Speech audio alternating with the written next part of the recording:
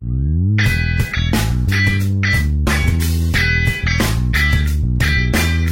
Re, apa kabar? Berharap semuanya baik-baik aja. Selamat datang di Podcast Bangga Surabaya.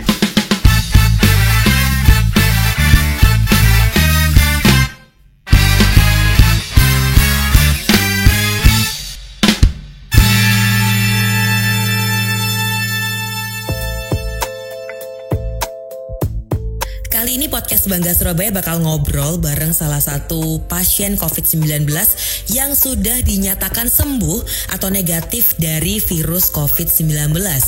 Beberapa waktu yang lalu, Kepala Dinas Komunikasi dan Informatika Kota Surabaya, Bapak Muhammad Fixer, berbincang dengan Ibu Christina.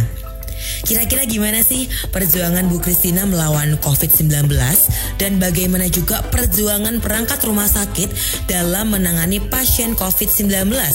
Bahkan gak cuma sampai situ aja, bagaimana keadaan Bu Christina setelah sampai di rumah? Gimana tuh respon lingkungan di sekitar rumahnya? Yuk kita simak wawancara berikut ini. Dengan Ibu siapa saya bicara, Bu?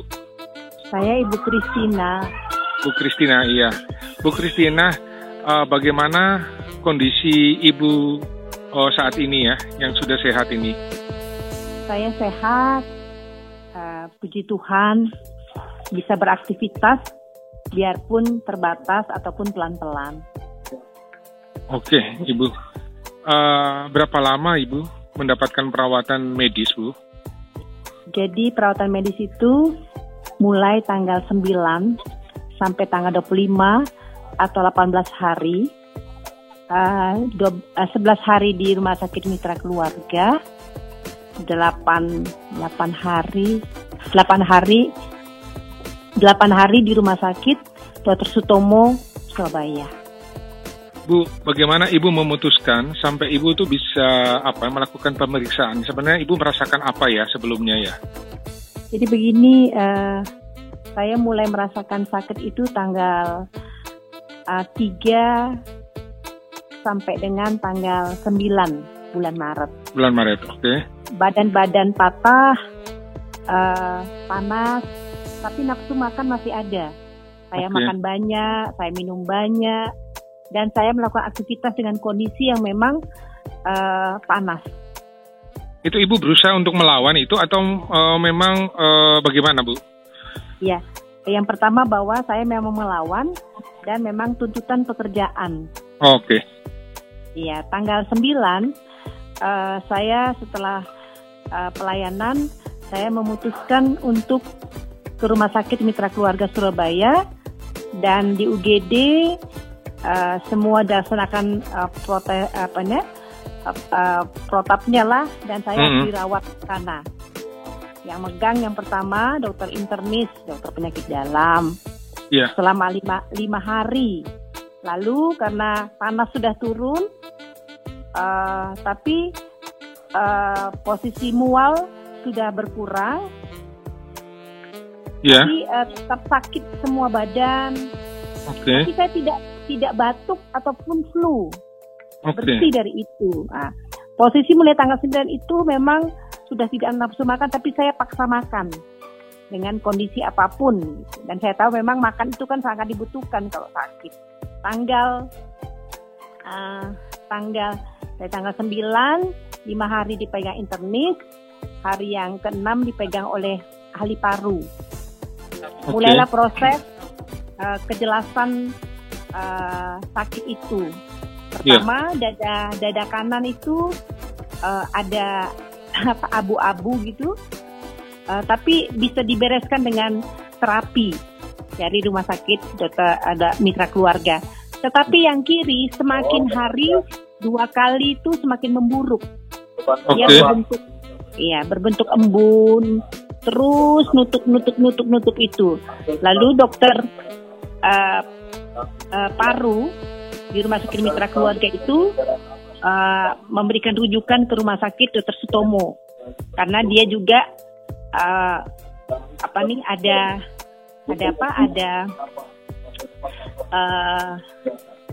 ada praktek di sana gitu, Dr. Daniel Maranatha. Nah, saya dirujuk ke Rumah Sakit Dr. Sutomo dengan posisi pada tanggal berapa ya, 11 dengan semua mereka sudah di mitra keluarga sudah mengosongkan semua ruangan. Saya sudah di swab tenggorokan dan hidung dan dibawa ke UNER. Rumah sakit UNER. Iya. Nah, lalu saya dibawa di esok harinya tanggal saya lupa 11 atau 12 saya dirujuk ke rumah sakit Dr. Sutomo. Di Dr. Sutomo itu saya lewat UGD, IGD, lalu saya diarahkan ke ruang isolasi khusus. Okay. Dengan posisi badan melemah, bernafasnya sudah tidak sampai pada oksigen yang maksimal. Itu sudah semakin payah. Masuk di ruang isolasi khusus Dr. Sutomo, saya masuk ruang isolasi khusus sendiri. Sendiri, Bu? Sendiri di ruang isolasi khusus itu dengan peralatan semua. Yang pertama, dokter-dokter datang itu berkata bahwa ibu bisa sehat. Oke. Ibu kuat. Oke. Imun ibu hanya yang bisa membantu ibu itu adalah imun ibu sendiri. Yang keempat, ibu berdoa. Oke.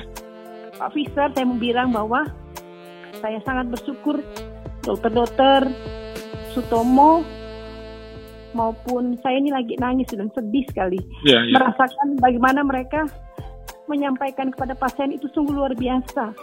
Tidak pernah dari mulut mereka itu bilang, ibu kena virus, ibu kena COVID. Tidak ada dari mulut mereka. Sampai yang bawa makanan itu, perawat itu hanya bilang, ibu pasti sehat.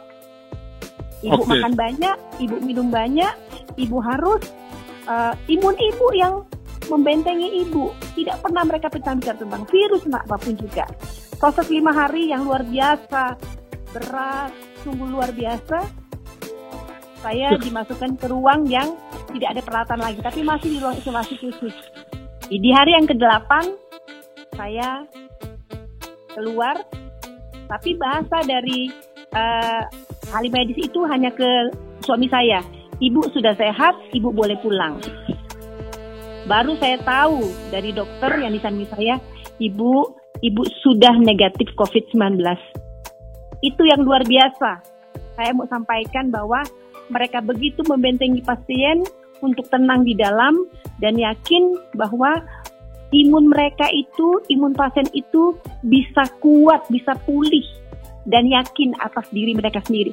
Atas diri saya, Pak, itu yang saya bangga dengan Dr. Sutomo. Atas diri pasien bahwa saya ini mampu melewati itu.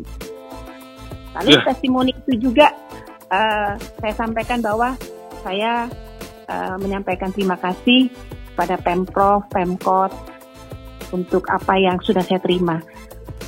Itu. Lalu yang untuk kejelasan kepada masyarakat, saya memang ada kertas yang mereka harus saya baca. Saya baca, saya jelaskan bahwa yang pertama bahwa kita harus jaga lingkungan, kebersihan, peraturan pemerintah itu, pemerintahan kota Surabaya itu harus didengar. Ini bukan penyakit biasa, bukan virus biasa yang sangat menyakitkan dan saya sudah alami. Lalu saya sampaikan bahwa hidup bersih, interaksi di luar itu harus dibatasi.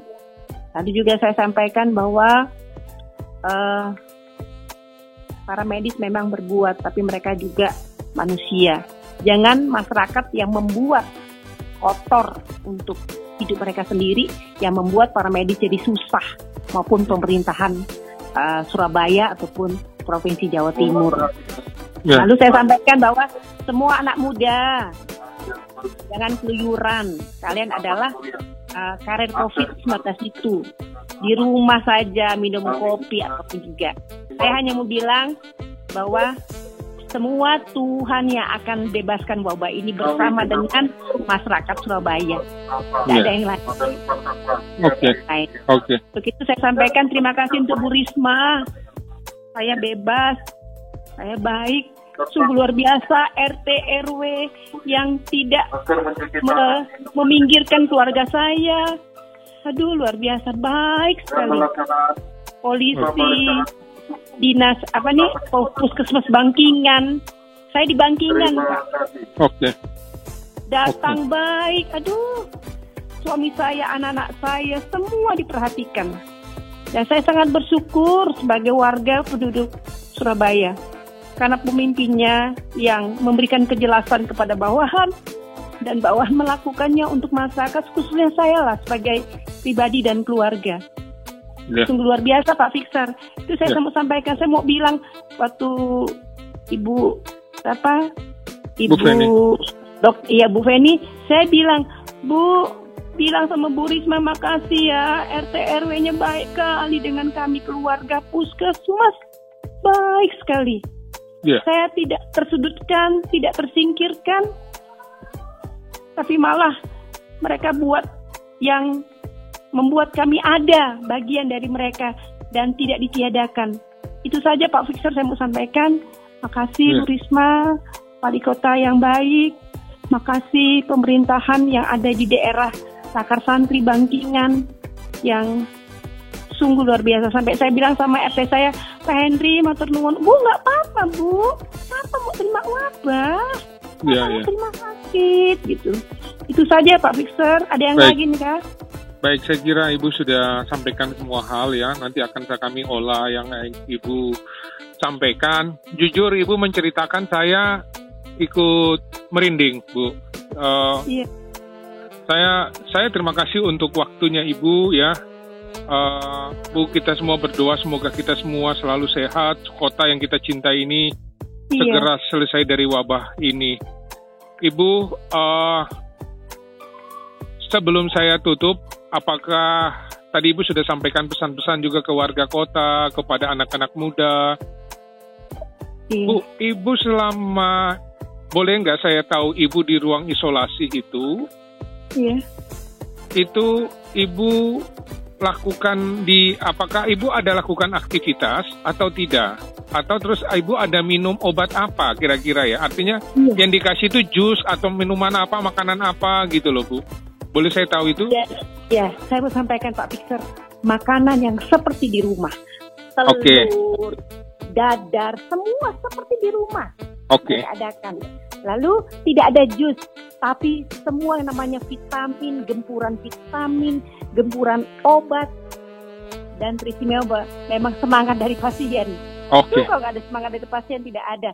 Dan saya dalam posisi susah oksigen. Mereka bilang, Ibu pasti bisa tidak pakai oksigen. Ibu harus jalan, tidak apa-apa, 1 langkah 2 langkah tidak bisa. Ibu kembali ke tempat tidur, pakai itunya, oksigennya, lepaskan alat-alatnya. Jadi mereka kasih semangat bahwa kami harus mandiri gitu. Kami loh mampu.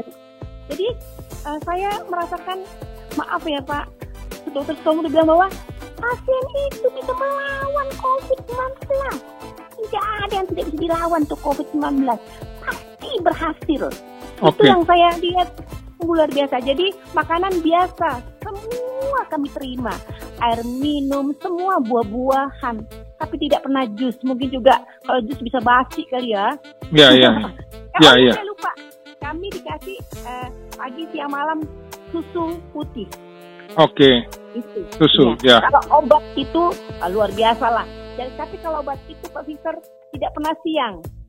Dia ada di jam 8 pagi, jam 6 sore, jam 12 malam, dan jam 4 pagi.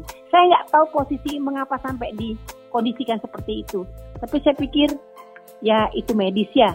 Bu, terima kasih untuk waktu Ibu. Terima kasih Ibu sudah berbagi dengan kami. Mudah-mudahan ya Ibu menyampaikan ini untuk inspirasi bagi warga kota untuk kita melawan COVID ini. Baik Ibu, terima kasih banyak untuk waktunya, luar biasa Ibu. Nah, Itu tadi sharing mantan pasien COVID-19.